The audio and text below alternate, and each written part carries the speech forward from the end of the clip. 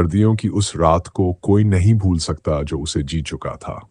आसमान घना काला था और ठंडी हवाएं किसी अदृश्य छुरी की तरह शरीर को चीरती चली जा रही थी। पूरा शहर नींद में डूबा हुआ था, मगर रेलवे ट्रैक के पास एक दुबली पतली परछाई कांप रही थी। वह थी रवि, एक खोया हुआ मुसाफिर। उसका शरीर ठंड से जकड़ गया था, होंठ नीले पड़ चुके थे।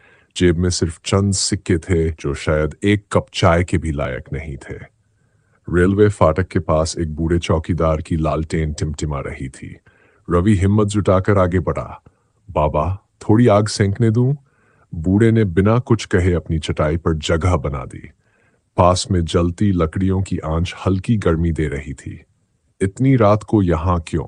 बूढ़े ने धीमे स्वर में पूछा। रवि ने लंबी सांस ली, फिर धीरे धीरे कहा, घर लौट रहा था पर जेब कट गई। कोई गाड़ी भी नहीं मिल रही।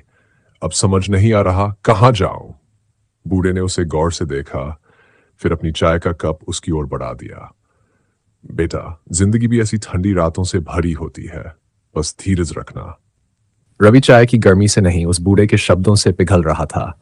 रात ठंडी थी, पर दिल के किसी कोने में हल्की सी गर्मी महसूस होने लगी थी। सर्द रात यूं ही बीत गई, लेकिन रवि को एक सीख मिल चुकी थी। अंधेरा चाहे जितना भी घना हो, किसी न किसी कोने में उम्मीद की लौ जलती ही रहती है।